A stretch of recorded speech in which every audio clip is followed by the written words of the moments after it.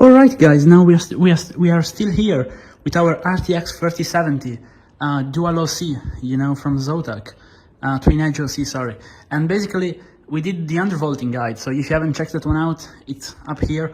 But today we are focusing on overclocking. Now this one doesn't save you any power, doesn't save you any heat, but gives you the absolute best performance. So now let's reset those settings from the undervolt.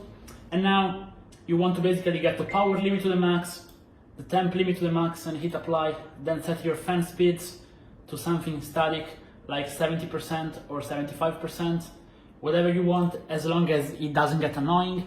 At this point we want to go up, you know, bit for bit until it crashes. So now let's try with around 100, and it crashed. So now if it crashed, the program will close. You just gotta hit you know, restart, then you open the program again, and then we lower our overclock.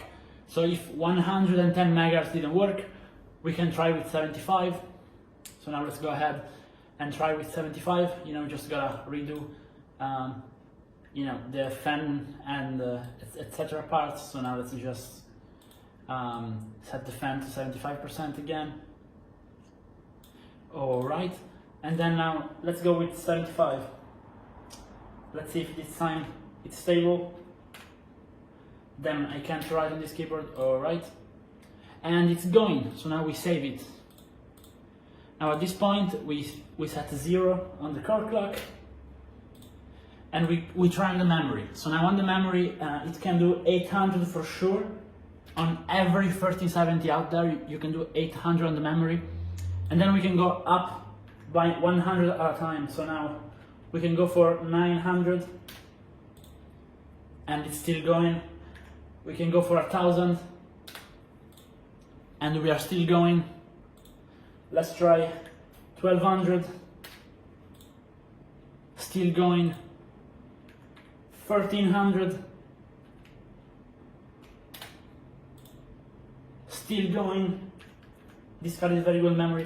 1400, boom, black screen, it crashed. So now you just wanna wait until it comes back, and then you hit reset.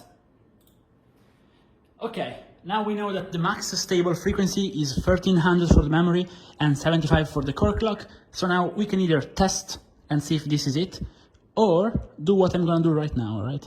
And that is, we simply lower the core clock by 25, and we lower the memory by 200.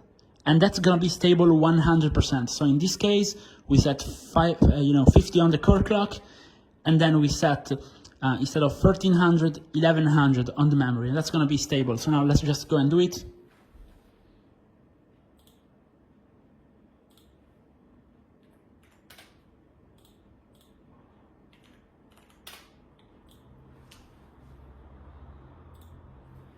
Okay, and this is gonna be it. This is our overclocked card. As you can see, it's going at around, 2050 megahertz on the core, around, 8100 on the memory, and it's stable. Then of course you can test it, but lowering it by those percentages generally can give you a quick overclock, which is gonna be stable, and you're not gonna waste time. So yeah, this is it. Let me know what you think about it. See you in the next one, guys. Bye.